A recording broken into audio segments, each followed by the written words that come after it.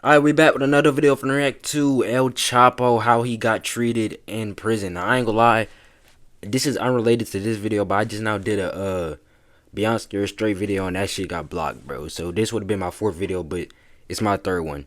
Let's get into it, bro. El Chapo is currently holed up in Colorado, but he's not exactly enjoying the mountain views. He's locked away at USP Florence. He's still locked up? The most secure prison. I ain't gonna lie, I thought he thought like he passed away or some shit. I thought he died. Also known as the Alcatraz of the Rockies, or better yet, Supermax. This place isn't just a prison, it's a fortress designed to break even the most dangerous criminals. What's El Chapo and the other dude name? It's El Chapo and bro, what's the other dude, bruh? He's another Mexican drug lord. I forgot his name, but I always get them two mixed up.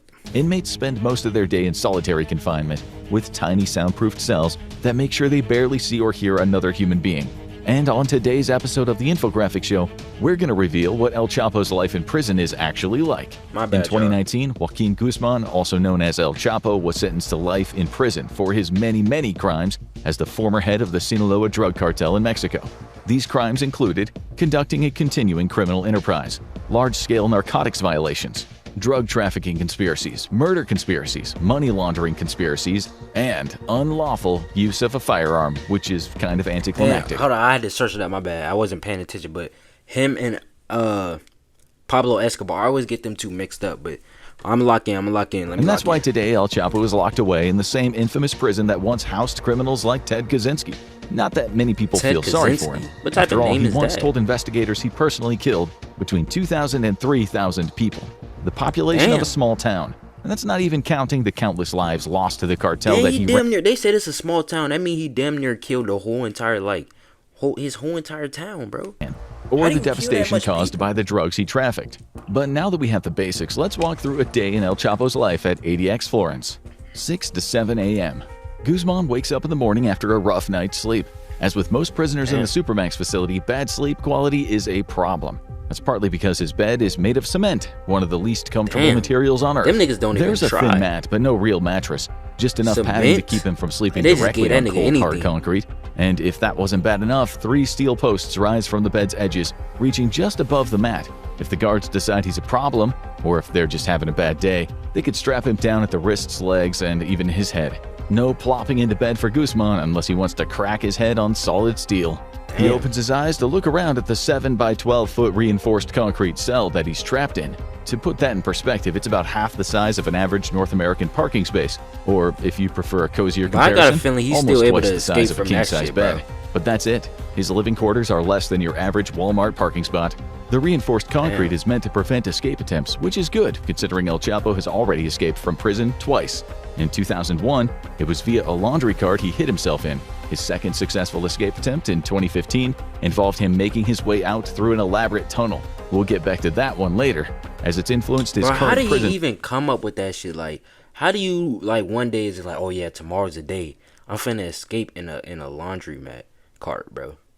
And then, how does a person who is pushing a laundry cart not feel that it's heavier than usual, bro? Towels are not that heavy, bro. Come on.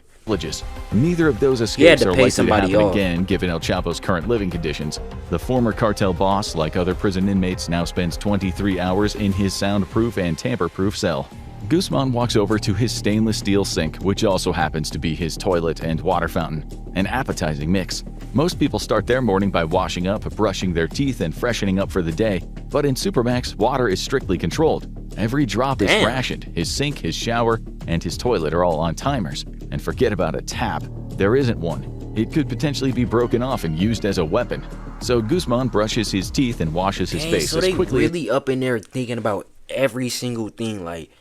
Who is, I wouldn't, if I was in prison, bro, or God forbid, I'm not gonna say if I was, but bro, who is really thinking, I would have never thought, let me twist this sink faucet thing off and use it as a weapon, bro. That would have never came to my mind, bro. Then he goes back to his bed to wait for his meal. 7 to 8 a.m. In You most don't even get to prisons, shower inmates go when you down want. to the mess hall for food, but in a Supermax, wardens want to prevent inmates from socializing, leaving their cells, or posing any danger to the guards as much as possible. So here, Guzman gets room service. A guard slips a food tray through a small slot in the metal cell door. Guzman grabs it and he looks over the day's offerings. Stale bran flakes, an apple, and a cup of oatmeal with a texture so thick he could probably use it to add some padding to his concrete bed. At least there is one luxury, 2 cartons of milk. One of the only ways that prisoners in Supermax prisons can protest their conditions is via hunger strikes, which happen relatively often. But in this case, a hunger strike might be a better option, as according to his former prisoners, the quality of this food feels like it's part of their punishment. He gulps it all down and passes the tray back through the slot to the guard. That shit must be the guard inspects the tray to make sure Guzman didn't break off a piece to use in a potential escape, and then he leaves. 8 to 9 a.m. Suddenly, one of the rarest events Guzman can experience in his prison cell occurs. A small shaft of sunlight hits the wall opposite the window. The sun must be at exactly the right angle today. Part of the inmate's punishment at Colorado's Supermax facility is being completely deprived of sky and sunlight. To pay for their crimes, inmates basically get zero access to the outdoors. I ain't gonna lie, I would have been off myself, bro. I'm gonna keep it a buck, bro. I just can't, bro. No sunlight, no talking to people, trash food. You can't take a shower when you want. It's nothing to do. I mean, like, yeah, you did the crime, so you got to do the time, but like, you can't even talk. Guzman's prison cell is small, and when we say small, we mean it is tiny. And it's designed in a way that prisoners can't actually see the landscape around them. They only get a tiny glimpse of the prison roof and a sliver of the sky if they're lucky. Part of the reason for this construction is to stop El Chapo and every other prisoner from being able to understand exactly where their cell is in relation to the prison layout. This is meant to prevent coordination with the outside world in order to organize escape attempts in case any prisoner starts to get an inkling of where in the prison they're located. Some extra security measures help deter them, namely that no prisoner stays in one cell for too long, but we'll get to that soon. In the meantime, Guzman shuffles off to the one place in his cell where he can almost feel the sunlight, and he just enjoys that for the time being. We never said life in a Supermax prison was particularly exciting. 9 to 10 a.m. Now it's back to one of El Chapo's favorite pastimes in prison. Is it frantically doing push-ups, planning revenge on his enemies? Nope, it is letter writing. Guzman writes lots and lots and lots of letters from prison. Several hundred of them at this point. Most of them are in Spanish, since his English isn't great, and a lot are addressed to his lawyer or the judge who oversaw his case. Guzman sits at the concrete desk and chair in his cell, and he gets out a pen to write. All of the concrete in-room furniture is secured to the ground so he can't use it to aid in an escape or in attacks against the guards. And the pen Guzman is working with isn't all that normal either. To prevent prisoners from harming themselves, the Supermax controls what items they have access to. While most people think this just includes the obvious weapons, knives, ropes, and guns, the list is actually pretty extensive. And that's because after years of staring at nothing but concrete, prisoners tend to get pretty desperate and pretty creative when it comes to finding a way out. So the pen Guzman writes with is about the size of a crayon, made of rubber, and unfortunately for him, just a little floppy. Not exactly great for writing, but there's a reason. They got it made of rubber. Like, bro, this is, bro, like, bro, just, I ain't gonna lie, bro, like, it's no way I would be able to survive here, bro.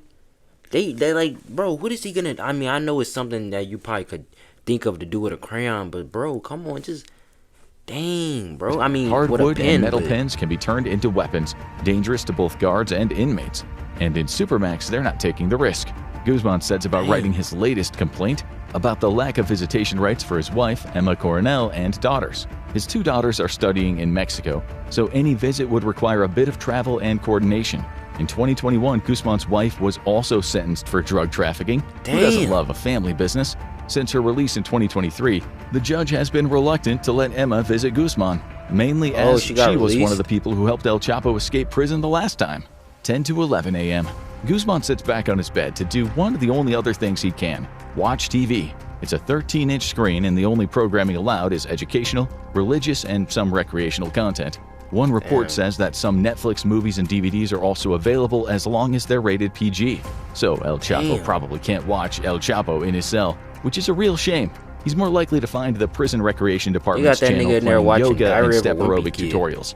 But it is better than staring at concrete, marginally. 11 a.m. to 12 p.m. The guards show up outside of his cell. Must be an exercise day. They slowly unlock the heavy reinforced metal door and order Guzman to step up to the bars. It's standard procedure. First a full frisk, then the shackles.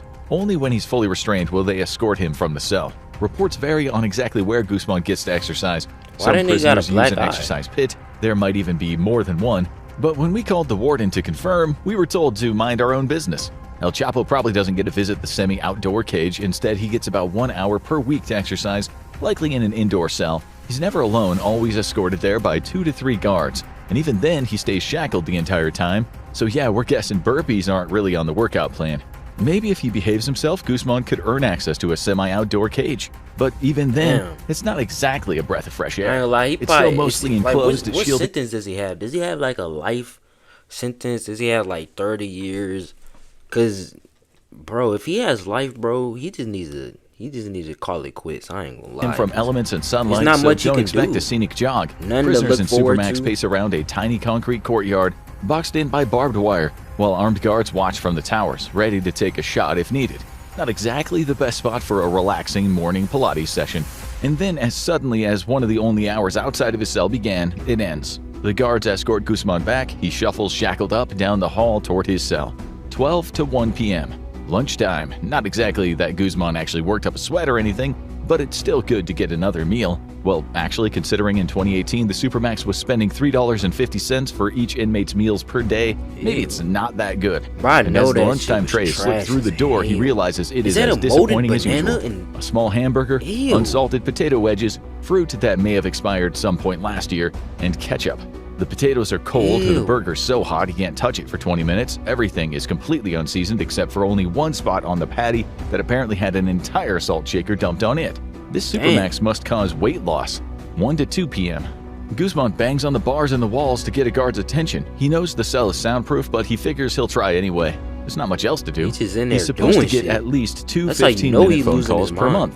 Ones he'd love to use, not only to catch up with loved ones, but to confer with the lawyer filing his appeal. However, as Guzman recently complained in one of his many, many letters to the judge overseeing his case, he's been in the Supermax for a year and have only been authorized 9 telephone calls to my attorney. Realizing once again that no one can hear him banging, he sits down to write another angry letter about how life in Supermax sucks. 2 to 3 p.m. Wow, today is really full of activities for El Chapo compared to a regular day in this prison cell. It's moving day. As we mentioned, the Supermax constantly keeps prisoners unaware of their location and their surroundings as one of its top priorities. To this end, prisoners get moved every 3 months from one cell to another. If they ever get an inkling of where in the Supermax facility they might be, they immediately get thrown off again. And if you think that the move itself creates a possible opening for the prisoners to escape, think again. Once again, the guards frisk El Chapo and shackle him so they can take him through the hallways. And there is no ordinary hallways. These hallways have 1,400 different remote-controlled steel doors. If there's ever an escape attempt, a violent outburst, or any other emergency, the response is instant. With one press of a button in the control room, the entire prison locks down, every door sealed, every movement stopped, until the issue is identified and order is restored. Slowly, El Chapo makes his way through the halls with the guards close by his side. Everything looks the same. Nothing gives him a clue as to where he was or where he might be going until eventually he gets to a door that looks just like his own. Basically, being in this prison is like having your eyes closed. Like, you don't even know nothing. You feel what I'm saying? Like, bro, this is different, bro. Door, and he walks in with his handful of belongings and he waits to see what he'll find.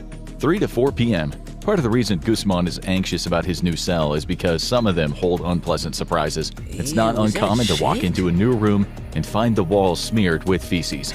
And as you might imagine, some prisoners that have been in the Supermax for years mentally fall apart.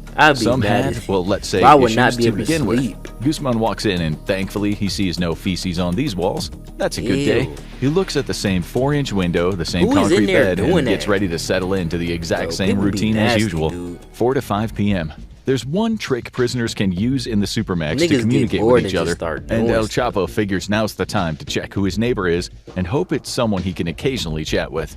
Lots of notorious criminals are locked up in the Supermax. The shoe bomber, the Boston Marathon bomber, the Unabomber. There's probably non-bombers there as well, we assume. Yeah, all the bombers. Maybe he'll end up speaking with one of them. To attempt to communicate, El Chapo takes a toilet paper roll and he holds it over either the sink or the shower drain. He'll try both to see which works. He blows through the roll as hard as he can to clear the pipes of any water they might have in them, creating as open a communication channel as one can get at the Supermax. Then, continuing to hold the roll over the drain, he talks into it. Hola, hablas español? After a while, a response comes back. Hello, no, but I can talk. Since El Chapo's English isn't the best, he exchanges a few words with, well, whoever it is, holding on to those precious few moments of human connection.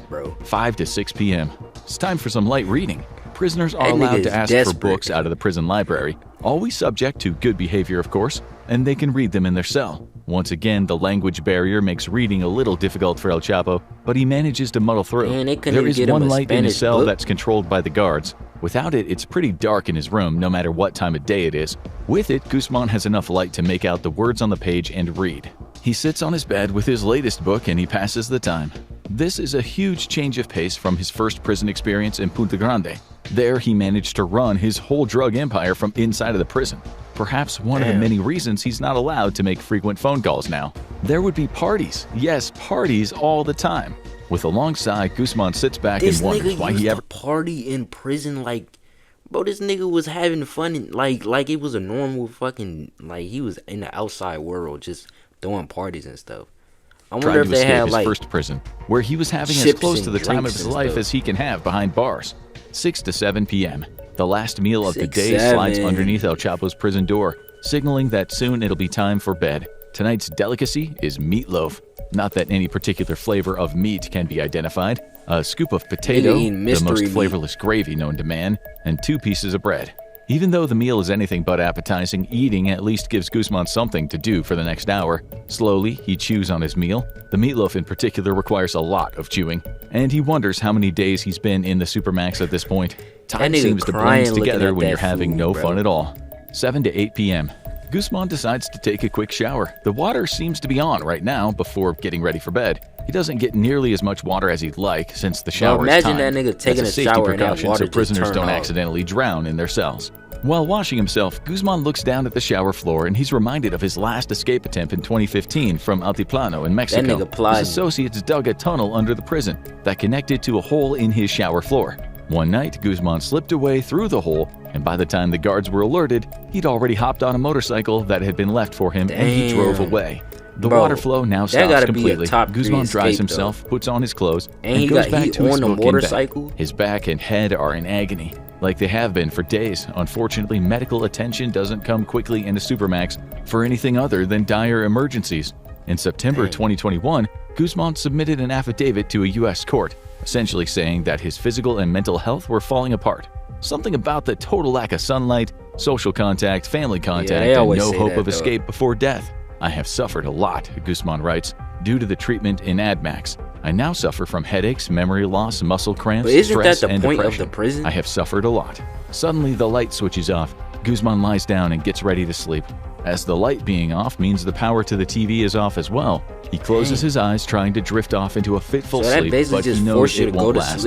At some point, the guards will come through, making their rounds, banging on his door, just to remind him that privacy doesn't exist here. It's just another part of the Supermax life, and another thing he complains.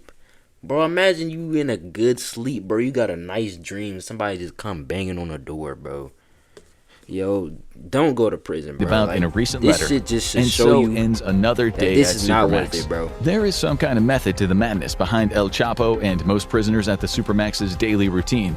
No one has escaped since ADX Florence was founded in 1994, and Guzman has spent time in cell block H and range 13, which are reserved for the worst offenders.